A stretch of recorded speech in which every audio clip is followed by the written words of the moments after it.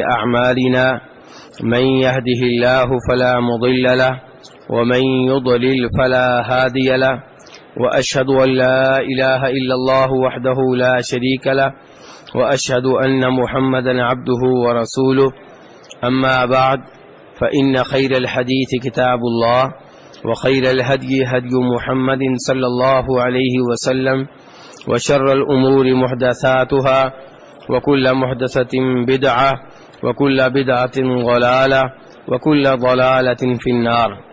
ہر قسم کی حمد و ثنا اللہ تبارک و تعالیٰ کے لیے اور ان گنت درود و سلام ہوں امام الانبیاء جناب محمد صلی اللہ علیہ وسلم کی ذات اقدس پہ۔ الدروس المہمہ ایک ایسی عظیم الشان کتاب ہے جس میں وہ اہم دینی معلومات جمع کر دی گئی ہیں جو ہر عام و خاص کے لیے ضروری ہیں۔ اس کتاب پہ کئی ایک درس ہو چکے ہیں، آج کل کتاب کا چوتھا درس چل رہا ہے اور اس چوتھے درس میں توحید اور شرک کے بارے میں گفتگو ہوئی ہے۔ چنانچہ توحید اور توحید کی اقسام گزشتہ درس میں ذکر ہو چکی اور آج کے درس کا تعلق شرک اور شرک کی اقسام سے ہے۔ شرک کسے کہتے ہیں؟ شرک کہتے ہیں شراکت کو، کسی کو کسی چیز میں شریک کر لینا، کسی کو کسی چیز میں حصہ دار بنا لینا۔ اور یہاں وہ کون سی چیز ہے جس میں کسی اور کو آپ حصہ دار بناتے ہیں؟ وہ عبادت ہے۔ عبادت حق ہے ایک اللہ کا۔ عبادت کی کوئی بھی قسم ہو، عبادت کا تھوڑا حصہ ہو یا زیادہ حصہ ہو، ہر عبادت کا حقدار وہ خالق ہے۔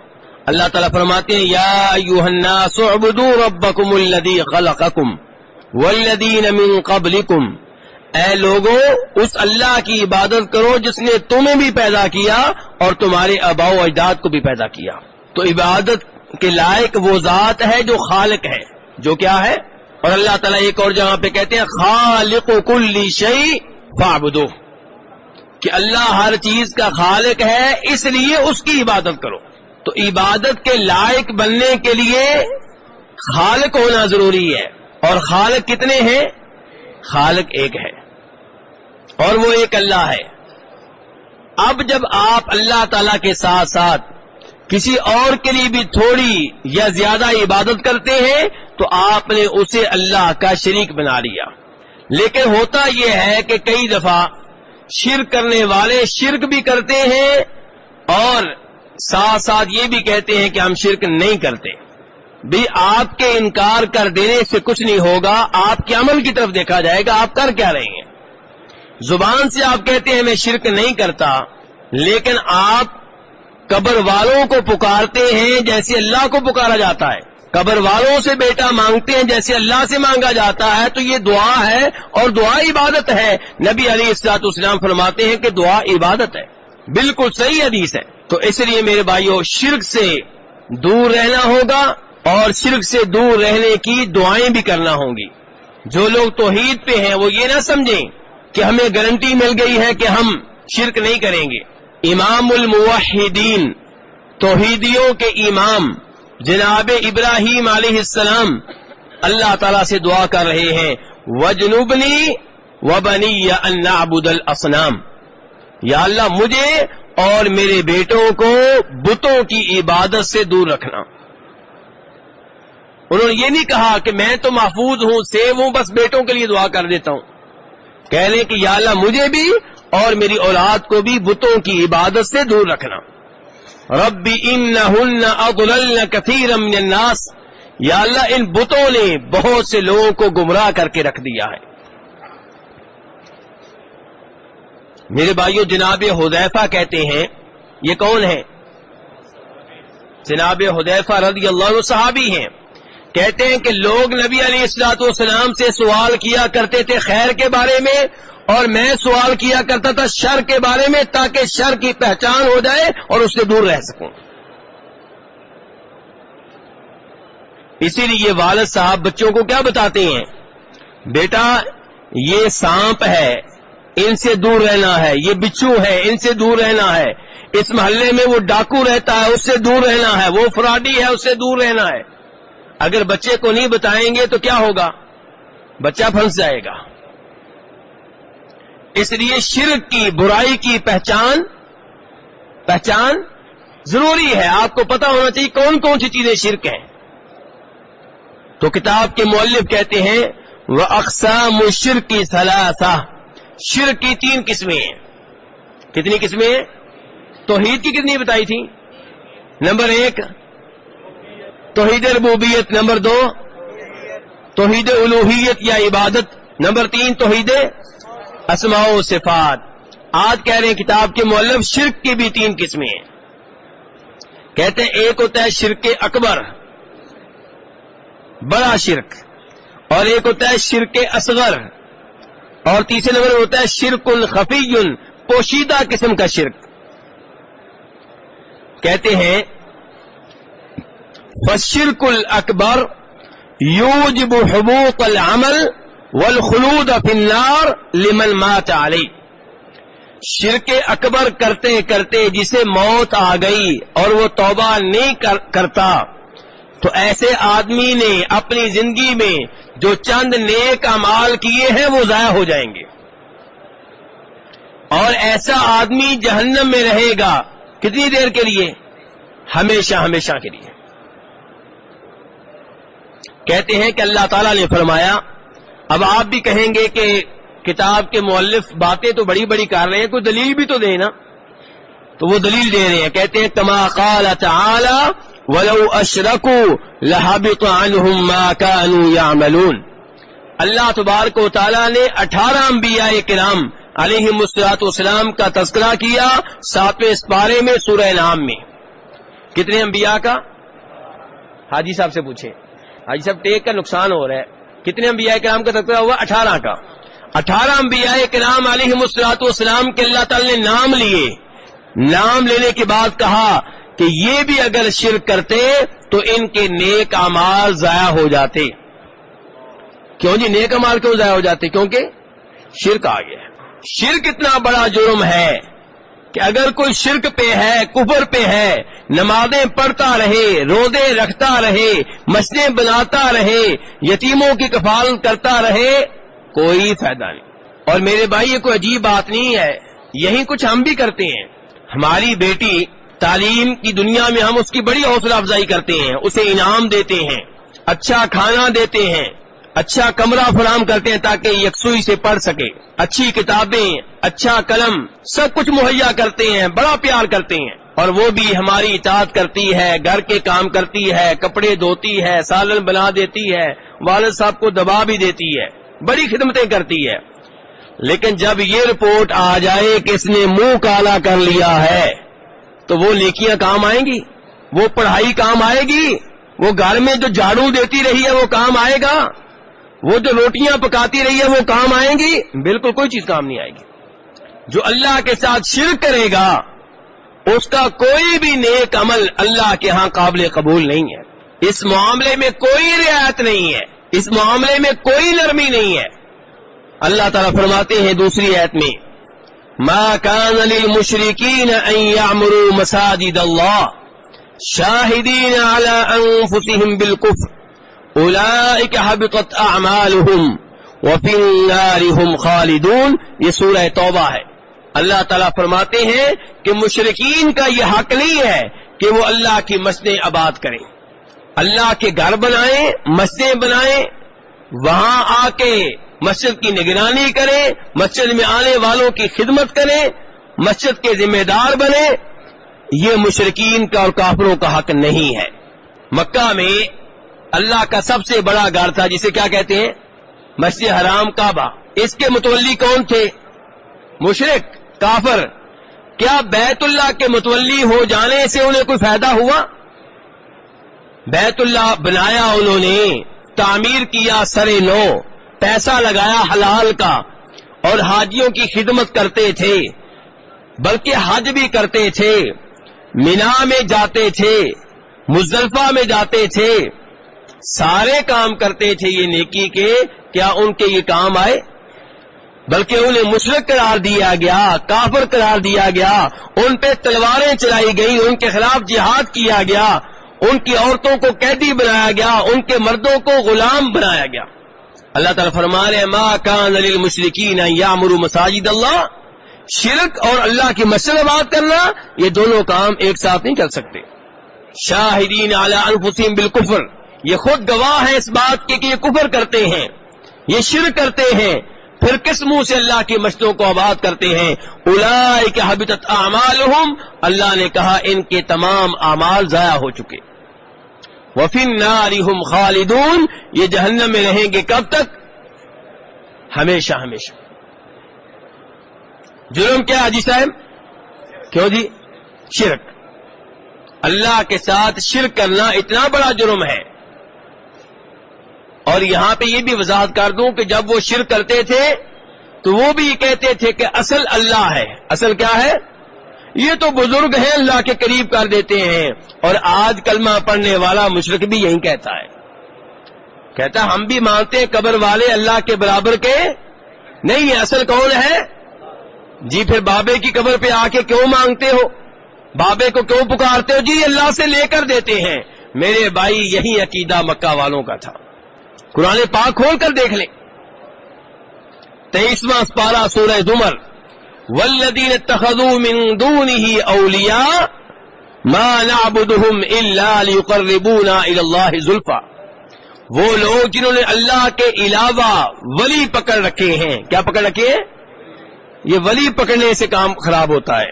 ولی پکڑ رکھے ہیں، ان ولیوں کو پکارتے ہیں، ان سے مدد مانگتے ہیں، ان سے دعائیں کرتے ہیں، ان کے نام پہ جانور ذبح کرتے ہیں۔ پوچھا جائے ایسا کیوں کرتے ہو؟ کہتے ہیں لیقربونا الی اللہ زلفی، صرف اس لیے کہ یہ ہمیں اللہ کے قریب کر دیتے ہیں۔ تو وہ بھی انہیں اصل نہیں مانتے تھے، کہتے تھے یہ بزرگ ہیں اللہ کے قریب کر دیتے ہیں۔ آپ کہیں گے بھائی ان کے تو بت تھے اور ہمارے بزرگ ہیں۔ میرے بھائی وہ بت کن کے تھے؟ بزرگوں کے بت تھے۔ وہ بت کن کے تھے؟ لات کیا تھا؟ بزرگ تھا۔ کھولیے بخاری شریف، پوچھیے عبداللہ ابن عباس رضی اللہ عنہما سے کہ لات کون تھا؟ عبداللہ ابن عباس کہتے ہیں کان رجلا، یہ ایک آدمی تھا، نیک تھا اور حاجیوں کو ستو پرایا کرتا تھا۔ جب فوت ہو گیا اس کے نام پہ یادگار قائم کر لی گئی۔ یادگار کے پاس وہ آتے تھے تو ان کے ذہن میں وہی شخصیت تھی جس کی یادگار تھی۔ جیسے آپ قبر پہ آتے ہیں اور قبر پہ آ کے کئی لوگ قبر کو سجدہ کرتے ہیں، رکوع کرتے ہیں، کہا جائے پتھروں کو سجدہ کر رہے ہو، کہتے نہیں نیچے بزرگ ہیں۔ تو میرے بھائی یہی معاملہ اہل مکہ کا تھا، یہی معاملہ آج کے انسان کا ہے۔ وہ بھی شرک، یہ بھی شرک۔ تو اس لیے میرے بھائیو شرک سے دور رہیے، شرک سے بچ جائیے۔ اللہ تعالیٰ فرماتے ہیں وَأَنَّ مَن مَّاتَ عَلَيْهِ فَلَن يُغْفَرَ لَهُ، یاد رکھیے جو شرک اکبر کرتے ہوئے فوت ہو گیا اس کے لیے کوئی معافی نہیں ہے۔ وَالْجَنَّةَ عَلَيْهِ حرام، یہ بھی یاد رکھیے جنت اس پہ کیا ہے؟ حرام ہے۔ شرک کرنے والا کبھی جنت میں نہیں جا سکتا۔ کما قال اللہ عز وجل، جیسا کہ اللہ نے فرمایا ان اللہ لا یغفر ان یشرک بہ ویغفر ما دون ذلک لمن یشاء، کہ اللہ تعالی شرک معاف نہیں کریں گے اور شرک کے علاوہ جو گناہ ہیں چاہیں گے تو معاف کر دیں گے، چاہیں گے تو معاف نہیں کریں گے، لیکن شرک کے بارے میں بتا دیا کہ یہ معاف نہیں کروں گا۔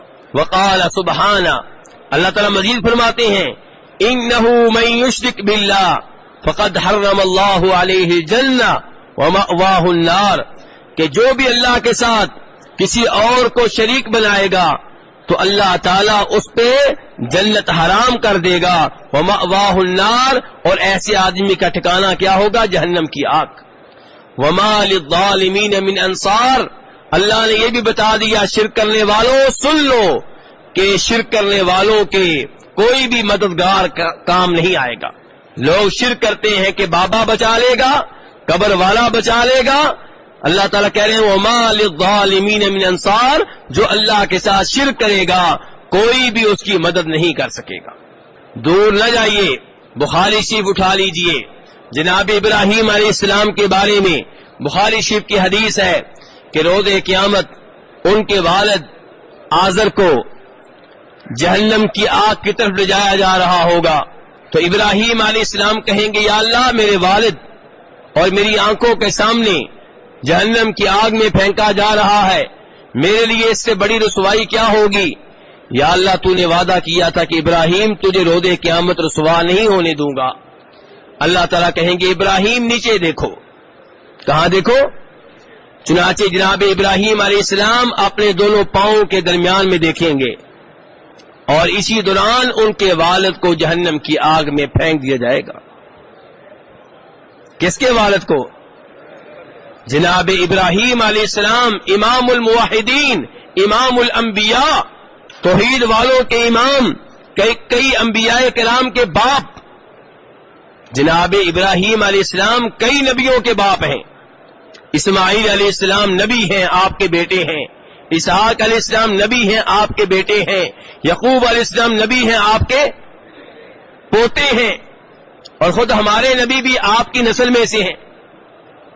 اس کے باوجود اللہ تعالی نے قرآن پاک میں بتا دیا کہ شرک کے اوپر جو فوت ہو گیا اس کے لیے کوئی معافی نہیں ہے۔ اسی لیے جناب ابراہیم علیہ السلام شفاعت کرتے رہ گئے، لیکن ان کی شفاعت بھی باپ کے حق میں کام نہیں آئی۔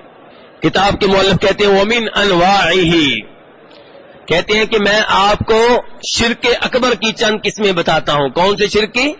بڑے شرک کی، وہ شرک جس کی وجہ سے انسان کی نیکیاں ضائع ہو جاتی ہیں، جس کی وجہ سے جنت حرام ہو جاتی ہے، اس شرک کی چند اقسام سن لیں۔ کہتے ہیں دعاء الاموات، مردوں کو پکارنا۔ کن کو پکارنا؟ فوت شدگان کو پکارنا، یہ شرک اکبر ہے۔ فوت شدگان کو پکارنا کیا ہے؟ اور اگر فوت شدہ کو ولی ہو پھر بھی شرک ہے۔ اگر شہید ہو، اگر نبی ہو، جی ہاں، اللہ تعالیٰ کو شراکت پسند نہیں ہے، چاہے آپ اللہ کے ساتھ شریک کسی نبی کو بنا دیں۔ میرے بھائی، اللہ تو اللہ ہیں، میں اور آپ 5 فٹ کے حقیر سے انسان ہیں، بیگم میں سگے بھائی کی شراکت پسند نہیں کرتے، بلکہ باپ کی بھی پسند نہیں کرتے۔ کیوں جی؟ کوئی ہے پسند کرنے والا کہ میری بیگم، کوئی کہے کہ میری بیگم میرے لیے بھی، ابا جی کے لیے بھی شراکت پسند؟ حالانکہ ابا جی بڑے قابل احترام ہیں، بڑے بھائی جان بڑے قابل احترام ہیں، لیکن بیگم کے معاملے میں شراکت کسی کی نہیں چلے گی۔ اللہ تعالیٰ کے نبی عظیم الشان، عظیم المقام، اللہ نے ان کو بڑی شان دی ہے، بڑا مقام دیا ہے، اور ہمارے نبی تو سب نبیوں کے امام ہیں، لیکن اگر ہمارے نبی علیہ الصلوۃ والسلام کو بھی اللہ کے علاوہ فوت ہونے کے بعد پکارا جائے گا تو یہ شرک ہے، اور اللہ تعالیٰ کے ہاں ناقابل معافی جرم ہے۔ اگر کوئی اس پہ فوت ہو گیا تو اس کے لیے کوئی معافی نہیں ہے، ہاں فوت ہونے سے پہلے توبہ کر لیں۔ اللہ تعالیٰ کہتے ہیں وَأَنَّ الْمَسَاجِدَ لِلَّهِ، مسجدیں اللہ تعالیٰ کی ہیں، فَلَا تَدْعُوا مَعَ اللَّهِ أَحَدًا، اس لیے اللہ کے ساتھ ساتھ کسی اور کو پکارنے کی اجازت نہیں ہے۔ آج نعرے لگتے ہیں یا رسول اللہ مدد، یا علی مدد، یا غوث اعظم مدد، اللہ کے ساتھ ساتھ اوروں کو پکارا جا رہا ہے۔ جن کو پکار رہے ہیں ان کی شان میں کوئی شک و شبہ نہیں ہے، ان سے ہمیں بھی محبت ہے۔ نبی علیہ الصلوۃ والسلام تمام انسانوں سے زیادہ عظیم الشان اور افضل و اعلیٰ اور مقدس و محترم ہے، لیکن اللہ کے ساتھ اگر آپ کو بھی شریک کیا جائے گا، آپ کو بھی پکارا جائے گا، چاہے یہ سوچ کر کے آپ بیٹا دیتے ہیں یا یہ سوچ کر کے آپ اللہ سے بیٹا لے کر دیتے ہیں، جب بھی پکارا جائے گا وہ شرک ہوگا۔ مجھے افسوس سے کہنا پڑتا ہے وہ لوگ جو سمجھتے ہیں کہ ہم توحید پہ ہیں، ہمارا مسلک توحید ہے، ان کی کتابیں کھولیں جن پہ وہ یہاں پہ آ کے عمل کرتے ہیں، جن میں لکھا ہوا ہے کہ نبی علیہ الصلوۃ والسلام کی قبر کی زیارت کا طریقہ کیا ہے، ان کتابوں میں بھی لکھا ہوا ہے، افسوس سے کہہ رہا ہوں، لکھا ہوا ہے کہ نبی علیہ الصلوۃ والسلام کی قبر پہ آ کے آپ سے شفاعت کا سوال کریں۔ لکھا ہوا کہ نہیں لکھا ہوا؟ شفاعت کا سوال کریں کہ اللہ کے رسول ہماری شفاعت کیجئے گا۔ کیا یہ آپ کو پکارنا نہیں ہے؟ کیا یہ آپ سے مانگنا نہیں ہے؟ کیا یہ آپ سے سوال نہیں کیا جا رہا؟ اگر کوئی بیٹا مانگے اور یہ کہے اللہ سے بیٹا لے کر دو، اسے آپ بھی شرک کہیں. اور اگر کوئی شفاعت کا سوال کرے فوت ہونے کے بعد تو وہ توحید ہے. نبی علیہ الصلوۃ والسلام کی شفاعت برحق ہے، روز قیامت آپ کریں گے. بلکہ آپ سب کے سامنے میں اللہ سے دعا کرتا ہوں اللہ ہم سب کو ان میں شامل کر دے جن کی نبی علیہ الصلوۃ والسلام روز قیامت شفاعت کریں گے. لیکن میں سوال کس سے کر رہا ہوں؟ اللہ سے کر رہا ہوں، نبی علیہ السلام سے نہیں کر رہا. شفاعت آپ کریں گے. شفاعت کا مالک کون ہے؟ اللہ. شفاعت میں مرضی کس کی چلے گی؟ اللہ کی. جن کے بارے میں اللہ چاہے گا ان کے بارے میں آپ شفاعت کر سکیں گے، جن کے بارے میں اللہ نہیں چاہے گا ان کے بارے میں آپ کی شفاعت نہیں چلے گی. آپ نے دنیا میں اپنے چچا ابو طالب کی شفاعت کی، اللہ نے قبول نہیں کی. تو شفاعت کا مالک کون ہوا؟ اللہ ہوا. نبی علیہ الصلوۃ والسلام کی شفاعت چاہیے تو اللہ سے رابطہ کیجئے، اللہ کو راضی کیجئے، اللہ کی عبادت کیجئے اور ان اعمال کو بجا لائیے جن اعمال کی وجہ سے نبی علیہ الصلوۃ والسلام کی شفاعت ملتی ہے. تو میرے بھائی آپ کے قبر کے پاس آ کے ادب و احترام سے درود و سلام پڑھیے، لیکن آپ کو پکارنا جائز نہیں ہے چاہے شفاعت اور وسیلے کے نام پہ. تو کتاب کے مؤلف کہتے ہیں کہ شرک کی اقسام سن لیجئے. کہتے ہیں دعاء الاموات، فوت شدگان کو پکارنا. اور میرے بھائیوں کتنی عجیب بات ہے کہ اللہ تعالیٰ کہیں کہ وَهُمْ عَنْ دُعَائِهِمْ غَافِلُونَ، جن کو بھی اللہ کے سوا پکارتے ہو تمہاری پکار سے غافل ہیں، بے خبر ہیں، لا علم ہیں، اور آپ کہیں نہیں ہمیں بیٹا دیتے ہیں. ہمارے محلے کی ایک بوڑھی ہے، بڑھیا ہے، اسے بیٹا ملا ہے. آپ کو بڑھیا کی بات پہ یقین ہے، رب کی بات پہ یقین نہیں ہے. کل کو ہندوؤں کی بات بھی مان لو گے. ہندو کہتے ہیں مورتی مندر میں گئے تھے تو بیٹا ملا ہے. عیسائی کہتے ہیں چرچ میں گئے تھے عیسیٰ علیہ السلام کو پکارا تو بیٹا ملا ہے. کیا ہندو بھی سچے ہیں؟ یہودی بھی سچے ہیں، ہندو بھی سچے ہیں، تیرے محلے کی جو مائی ہے وہ بھی سچی ہے، تو اللہ کا کلام کہاں جائے گا؟ میرے نزدیک اللہ سچا، اللہ کا کلام سچا، یہ سارے جھوٹے. مشکل کشا کون؟ غوث اعظم کون؟ اللہ. غریب نواز کون؟ ایک اللہ. تو کتاب کے مؤلف کہتے ہیں فوت شدگان کو پکارنا بھی شرک ہے، بتوں کو پکارنا بھی شرک ہے. کوئی یہ نہ کہے کہ بتوں کو پکارنا شرک ہے اور فوت شدگان کو پکارنا شرک نہیں ہے، دونوں شرک ہیں. وہ بھی شرک، یہ بھی شرک. والاستغاثۃ بہم، فرمایا مشکل اوقات میں ان بزرگوں کو جو فوت ہو چکے ہیں پکارنا، جبکہ اللہ یہ کہیں کہ وما انت بمسمع من فی القبور، کہ جو بھی قبروں میں جا چکے انہیں آپ اپنی آواز نہیں سنا سکتے. اور آپ کہیں کہ نہیں، وہ قبر میں ہونے کے باوجود، بغداد میں ہونے کے باوجود، منو مٹی کے نیچے ہونے کے باوجود میں لاہور میں بیٹھا ہوں میری مشکل حل کرتے ہیں. اس سے بڑا جملہ خطرناک کون سا ہوگا؟ تو مشکل اوقات میں انہیں پکارنا کتاب کے مؤلف کہہ رہے ہیں یہ شرک ہے. وَالنَّذْرُ لَهُمْ، ان کے لیے منت ماننا کہ مجھے بیٹا مل گیا تو فلاں بابے کی قبر پہ جا کے بکرا ذبح کروں گی، اس کے نام پہ بکرا ذبح کروں گی، فلاں بابے کی قبر پہ حاضری دوں گی، پیدل جاؤں گی، جوتے پہنے بغیر جاؤں گی، فلاں بابے کو خوش کرنے کے لیے، اس کا قرب حاصل کرنے کے لیے دیگ تقسیم کروں گی. یہ منت ماننی فوت شدگان کے نام پہ یہ بھی شرک ہے، کیونکہ منت ماننا عبادت ہے، اور عبادت کس کی ہوگی؟ ایک اللہ کی ہوگی. جب بھی منت مانے ایک اللہ کے لیے مانے. بیٹا اللہ دے اور بکرا آپ ذبح کریں غیر اللہ کے نام پہ. بیٹا اللہ دے اور دے گا آپ تقسیم کریں کسی بابے کی قبر پہ. نہیں میرے بھائی، ایسا نہیں. وَالذَّبْحُ لَهُمْ، ایسے ہی ان کے لیے، ان کے فوت شدگان کے لیے، بتوں کے لیے جانور ذبح کرنا، یہ ذبح کرنا میرے بھائیوں عبادت ہے. یہ ذبح کرنا کیا ہے؟ عبادت ہے. تو اگر آپ اللہ تعالی کے علاوہ کبھی کسی فوت شدہ کے نام پہ جانور ذبح کرتے ہیں، کسی بت کے نام پہ جانور ذبح کرتے ہیں، جانور ذبح کرتے ہیں کہ یہ قبر والا بابا خوش ہو جائے گا میرے اوپر، اس کا مطلب یہ ہے کہ آپ کا عقیدہ بڑا لمبا چوڑا ہے. ایک تو آپ کا عقیدہ یہ ہو گیا کہ بابا قبر میں ہونے کے باوجود سنتا ہے اور مجھے دیکھ رہا ہے، مجھ سے راضی ہوگا، میری مشکلات دور کرے گا، میری مدد کرے گا. ایک چھوٹا عقیدہ نہیں، بڑا لمبا چوڑا عقیدہ. یہ ایسے ہی بابوں کے نام پہ آپ بکرے ذبح نہیں کرتے، اس کے پیچھے بڑا لمبا چوڑا عقیدہ ہوتا ہے.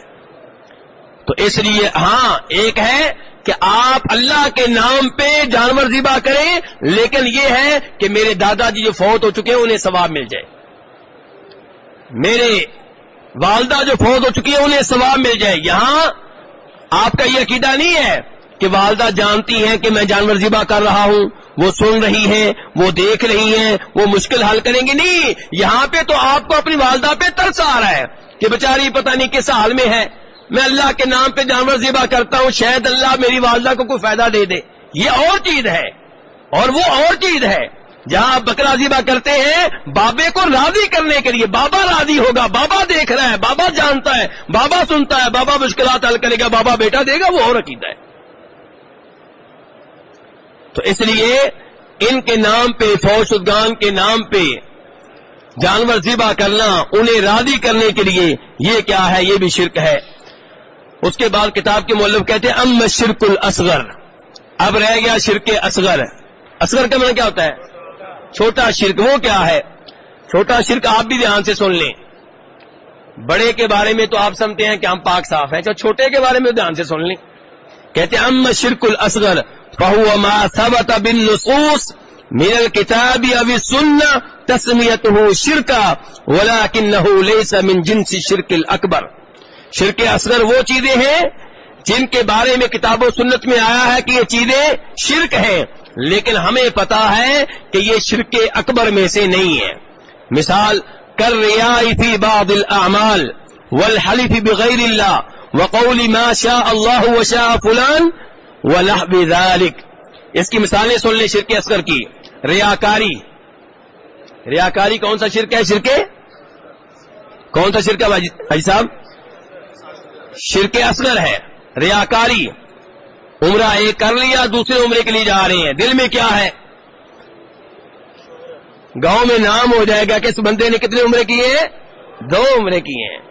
یہ مقصد نہیں ہے کہ رب راضی ہو جائے، یہ مقصد نہیں ہے کہ گناہ معاف ہو جائیں. مقصد کیا ہے؟ کہ لوگوں میں میرا نام ہو جائے.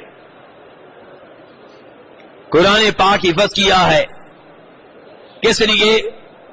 رشتہ داروں میں، گاؤں میں نام ہو جائے کہ میرا بیٹا حافظ قرآن ہے، میں حافظ قرآن ہوں.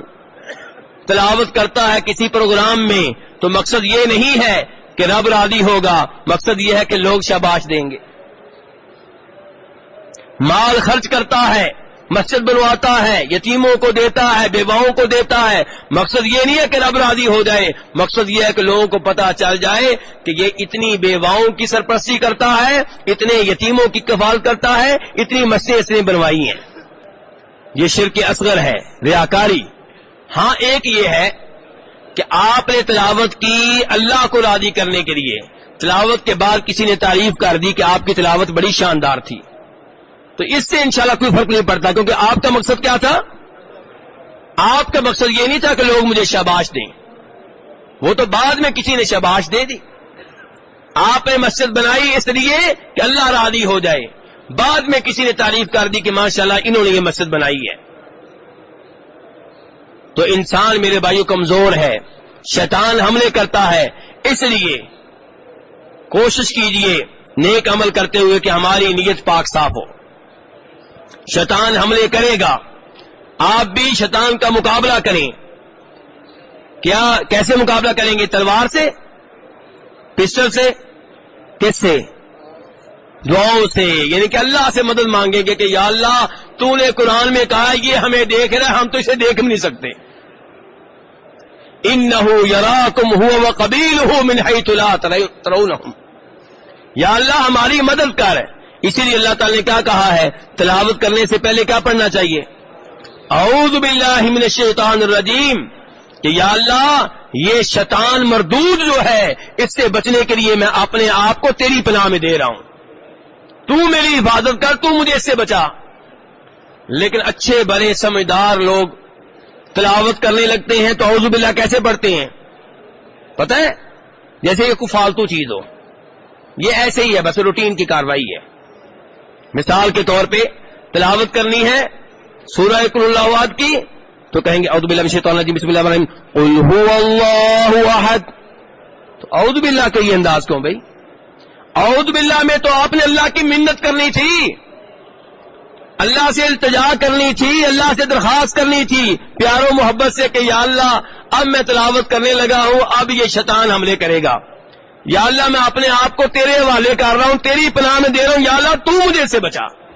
تو یہ منت ایسے کرتے ہیں اعوذ باللہ من الشیطان الرجیم، یہ منت کی جاتی ہے، یہ انداز ہے۔ اس انداز سے تو آپ مجھ سے بات کریں گے یا اپنے بھائی سے بات کریں گے، کوئی بھی بات سننے کے لیے تیار ہے۔ البتہ یہ ہو سکتا ہے کہ تنگ آ کر کوئی تھپڑ آپ کو مار دے، یہ کیا بدتمیزی کر رہے ہو بھائی، صاف صاف بات کرو۔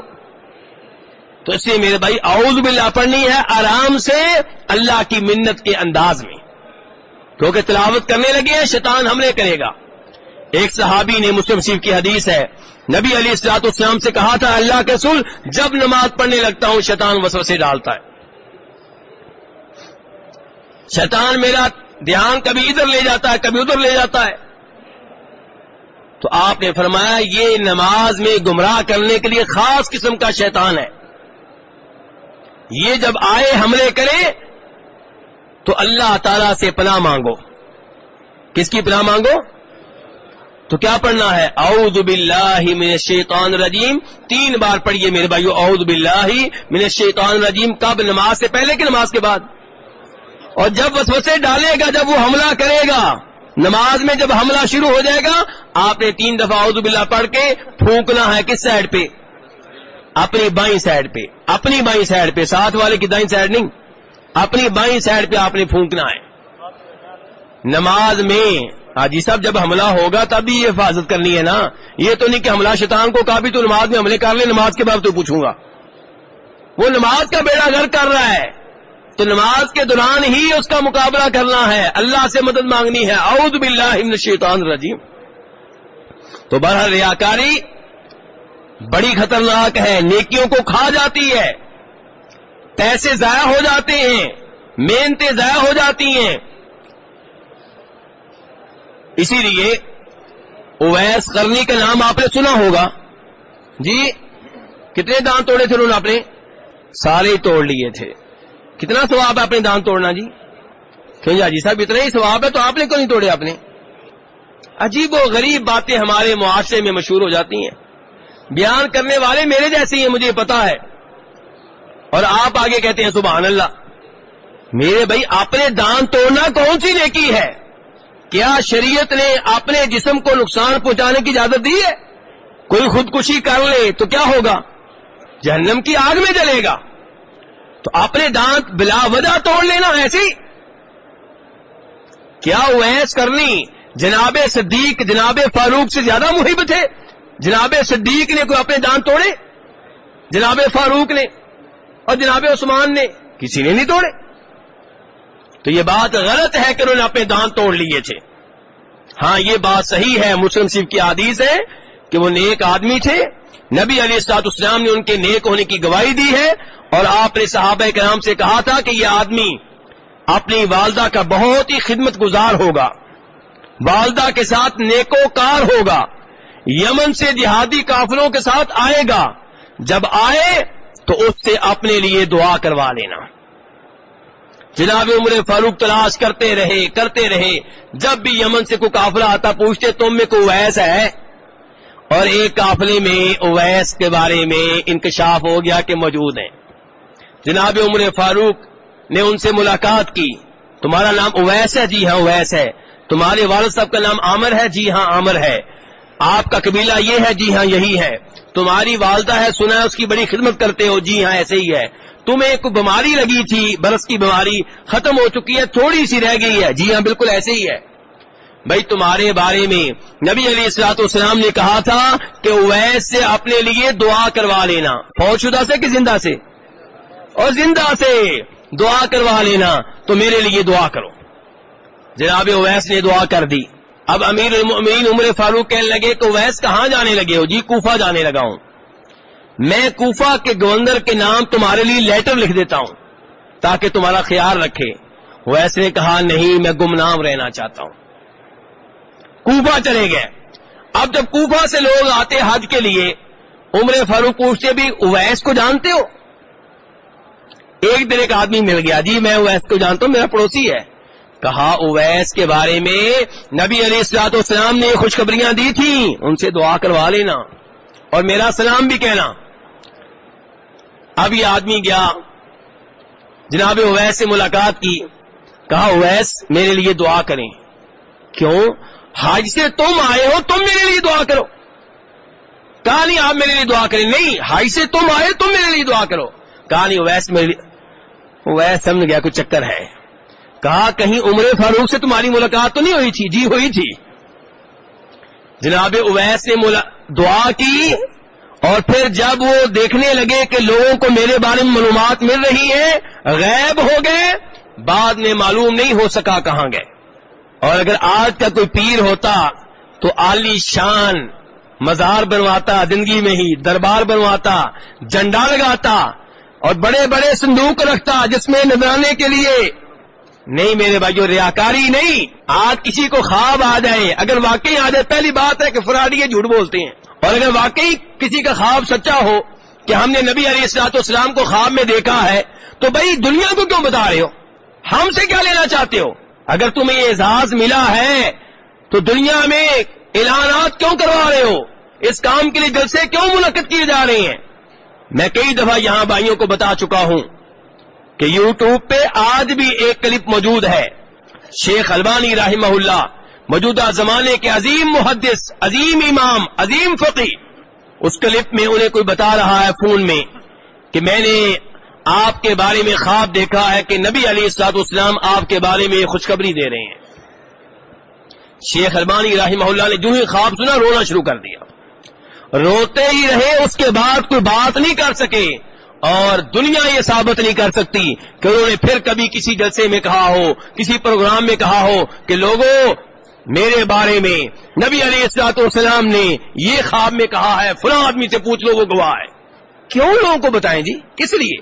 تو یہ ریاکاری، یہ شہرت کی لالچ، یہ میرے بھائیو ہماری نیکیوں کے لیے زہر قاتل ہے. تو شیخ کیا بتا رہے ہیں؟ شرک اصغر کیا ہے اور ریاکاری کیا ہے؟ شرک اصغر ہے. اس کے بعد کہتے ہیں والحلف بغیر اللہ، غیر اللہ کی قسم اٹھانا بھی شرک اصغر ہے.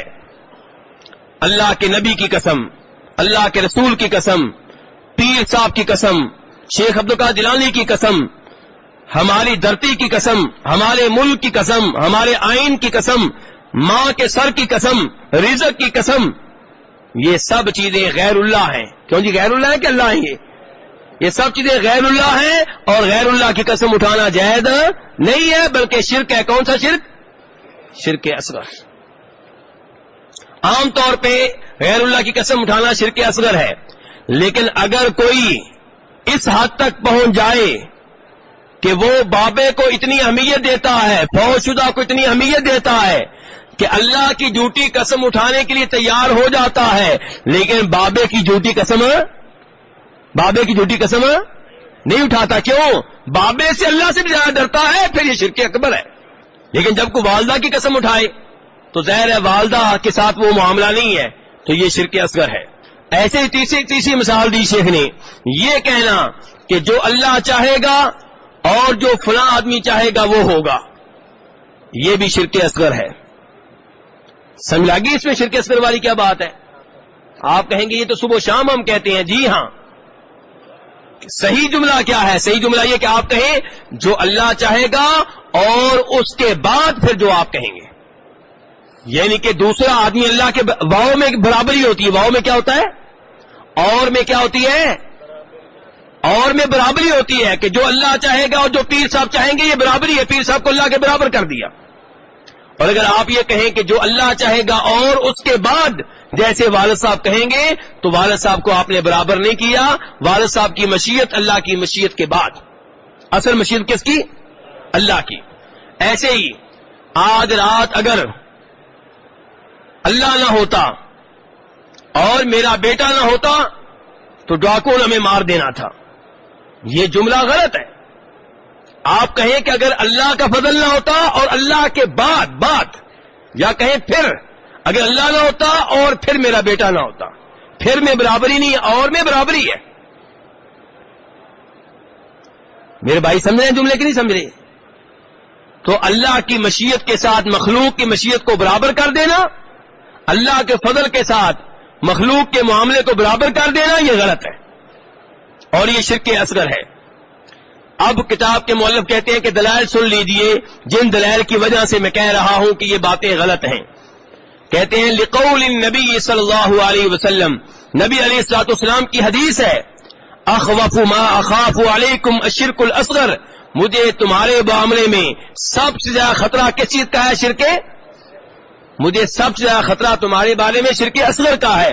فسئل عنہ، آپ سے سوال کیا گیا کہ شرک اصغر کیا ہے؟ فقال الریا، ریاکاری، لوگوں کو دکھانے کے لیے نیک عمل کرنا، یہ کیا ہے؟ یہ شرک اصغر ہے۔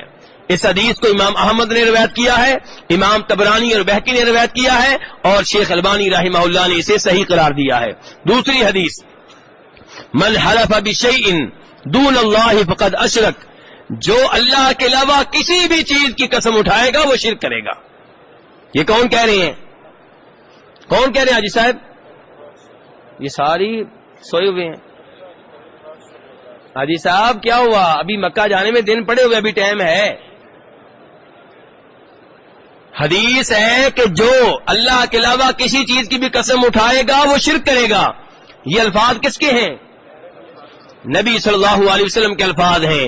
امام احمد نے ان الفاظ کو اپنی حدیث کی کتاب میں درج کیا ہے، اور شیخ البانی رحمہ اللہ نے اسے صحیح قرار دیا ہے۔ اور جناب عبداللہ بن عمر روایت کرتے ہیں نبی علیہ الصلوۃ والسلام سے کہ من حلف بغیر اللہ فقد کفر او اشرک، جو غیر اللہ کی قسم اٹھائے گا اس نے کفر کیا یا اس نے شرک کیا۔ یہ کون کہہ رہے ہیں؟ نبی علیہ الصلوۃ والسلام کہہ رہے ہیں۔ آپ سے حدیث کس صحابی نے سنی ہے؟ عبداللہ بن عمر نے سنی ہے۔ اور عبداللہ بن عمر نے یہ حدیث کب بیان کی تھی جانتے ہیں؟ حاجی صاحب دھیان سے، امام ابو داؤد، امام ترمذی اس حدیث کو اپنی کتاب میں لے کر آئے ہیں، دونوں بیان کرتے ہیں کہ عبداللہ بن عمر کے سامنے کسی نے قسم اٹھائی، کعبہ کی قسم۔ کس کی قسم اٹھائی؟ ہاں جی، کعبہ مقدس ہے کہ نہیں؟ محترم ہے کہ نہیں؟ ہم اس سے محبت کرتے ہیں کہ نہیں کرتے؟ کعبہ اللہ کا کون سا گھر ہے؟ نمبر ایک سب سے عظیم گھر، اس کی قسم اٹھائی ہے۔ لیکن کعبہ اللہ ہے کہ غیر اللہ ہے؟ اور کعبہ اللہ ہے کہ غیر اللہ ہے؟ کعبہ جتنا بھی عظیم ہو غیر اللہ ہے۔ اس لیے عبداللہ بن عمر نے کہا کعبہ کی قسم اٹھانے والے سن لے، نبی علیہ الصلوۃ والسلام نے فرمایا تھا جو غیر اللہ کی قسم اٹھائے گا اس نے کفر کیا یا شرک کیا۔ اب یہ حدیث کس نے پڑھی ہے؟ عبداللہ بن عمر نے پڑھی ہے کہ من حلف بغیر اللہ فقد کفر او اشرک۔ یہ حدیث کس نے پڑھی ہے؟ عبداللہ بن عمر نے پڑھی ہے رضی اللہ تعالیٰ عنہما۔ تو صحابی نے کعبہ کی قسم اٹھانے والے کو ٹوک دیا، روک دیا، اور کہا رب کعبہ کی قسم اٹھاؤ۔ کس کی قسم اٹھانی ہے؟ کعبہ کے رب کی قسم۔ نبی علیہ السلام کی قسم نہیں اٹھانی، آپ کے رب کی قسم۔ اور تیسری حدیث، نبی علیہ السلام نے فرمایا لا تقولوا ما شاء اللہ وشاء فلان ولكن قولوا ما شاء اللہ ثم شاء فلان۔ یہ نہ کہا کرو کہ وہ کروں گا جو اللہ نے چاہا اور فلاں آدمی نے چاہا، یہ کہا کرو جو اللہ نے چاہا پھر جو فلاں آدمی نے چاہا۔ اس حدیث کو امام ابو داؤد نے روایت کیا ہے، اور اسے بھی شیخ البانی رحمہ اللہ نے صحیح قرار دیا ہے۔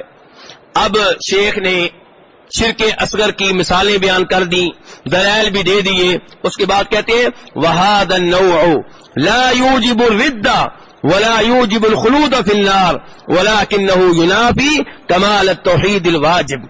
یہ جو شرک کی قسم ہے، کون سی قسم جی؟ اس کا نام کیا ہے؟ شرک اصغر۔ دوسری قسم کی بات ہو رہی ہے ابھی تک، شرک اصغر۔ شرک اکبر کی اب بات نہیں ہو رہی، کس کی بات ہو رہی ہے؟ شرک اکبر کے بارے میں کتاب کے مؤلف نے کہا تھا جو شرک اکبر کرے گا اس پہ جنت حرام، شرک اکبر پہ فوت ہو گیا اس کے لیے کوئی معافی نہیں ہے، ہمیشہ جہنم میں رہے گا۔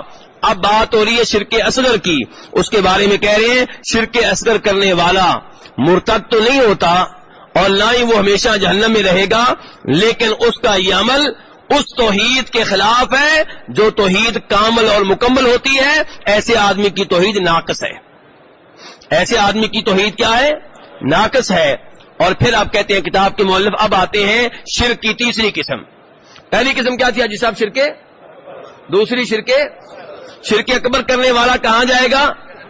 اگر وہ توبہ نہیں کرتا فوت ہونے سے پہلے تو جہنم میں جائے گا، اس پہ جنت حرام ہے. اور شرک اصغر کرنے والا جو ہے وہ اگر جہنم جائے گا بھی تو جہنم میں ہمیشہ ہمیشہ نہیں رہے گا، کسی نہ کسی وقت وہاں سے نکل آئے گا. اور اب کہتے ہیں کتاب کے مؤلف اما النوع الثالث وهو الشرك الخفی. شرک کی تیسری قسم یہ ہے کہ مخفی قسم کا شرک، پوشیدہ قسم کا شرک. کون سا شرک ہے؟ پوشیدہ. دیکھیں اگر آپ قبر کو سجدہ کرتے ہیں تو یہ پوشیدہ شرک ہے، اعلانیہ ہے. قبر والے سے دعا کر رہے ہیں، اعلانیہ ہے. یا رسول اللہ مدد کہہ رہے ہیں، اعلانیہ ہے. یا علی مدد کہہ رہے ہیں، اعلانیہ ہے. اور شرک اصغر میں کیا ہے؟ اگر آپ غیر اللہ کی قسم اٹھاتے ہیں تو یہ بھی سب کے سامنے اٹھا رہے ہیں. اگر آپ یہ کہتے ہیں کہ جو اللہ نے چاہا اور فلاں آدمی نے چاہا، یہ بھی سب کے سامنے کہہ رہے ہیں. لیکن ایک ہوتا ہے شرک خفی، پوشیدہ قسم کا شرک. اس کے بارے میں کہتے ہیں حدیث سن لیں. فدلیلہ قول النبی صلی اللہ علیہ وسلم. میرے بھائی یہ کیا پیش کی جا رہی ہے؟ کس کی حدیث؟ نبی پاک صلی اللہ علیہ وسلم کی حدیث. تو آپ کی حدیث سنتے ہوئے سستی کا مظاہرہ نہ کیا کریں، چست ہو کے بیٹھیں. نبی علیہ الصلوۃ والسلام کی حدیث آئے، آپ کا نام آئے، درود پڑھا کریں اور آپ کا فرمان دھیان سے سنیں. مولویوں کی باتیں آپ نے بڑی سن لی ہیں، آج ذرا نبی علیہ الصلوۃ والسلام کی بات سنیں. آپ نے فرمایا الا اخبرکم بما هو اخبث علیکم عندی من المسیح الدجال قالوا بلا یا رسول اللہ. امام ابن ماجہ، امام احمد روایت کرتے ہیں جناب ابو سعید خدری رضی اللہ تعالیٰ عنہ سے کہ ہم بیٹھے ہوئے تھے اور ہم تذکرہ کر رہے تھے مسیح دجال کا. تذکرہ کس کا کر رہے تھے؟ دجال آئے گا، بڑا خطرناک ہوگا، وہ ہوگا، یہ ہوگا، کیسے بچیں گے، کیا ہوگا، یہ باتیں ہو رہی تھی. تو آپ پہنچ گئے. آپ نے کہا میں تمہیں ایک ایسی چیز نہ بتاؤں جو دجال سے بھی زیادہ خوفناک اور خطرناک ہے تمہارے لیے؟ صحابہ اکرام نے کہا بلا، کیوں نہیں اللہ کے رسول بتائیے. قال الشرک الخفی، یہ ہے مخفی قسم کا شرک، پوشیدہ قسم کا شرک. اور وہ کیا؟ آپ نے اس کی مثال دی. فرمایا یقوم الرجل، مثال دینے والا کون ہے؟ نبی پاک صلی اللہ علیہ وسلم. آپ نے کہا یقوم الرجل فیصلی فیزین الصلاۃ، ایک آدمی نماز کے لیے کھڑا ہوتا ہے لیکن جب اسے پتا چلتا ہے کہ مجھے کوئی دیکھ رہا ہے، مجھے کوئی، پھر نماز بڑی پیاری شروع کر دیتا ہے. پہلے ٹرخا رہا تھا، جلدی جلدی پڑھ رہا تھا، توجہ سے نہیں پڑھ رہا تھا، داڑھی سے کھیل رہا تھا، رومال سے کھیل رہا تھا. جب پتا چلا مجھے کوئی دیکھ رہا ہے، پھر جناب بڑی ستھری نماز. اب کس کے لیے؟ اللہ کے لیے.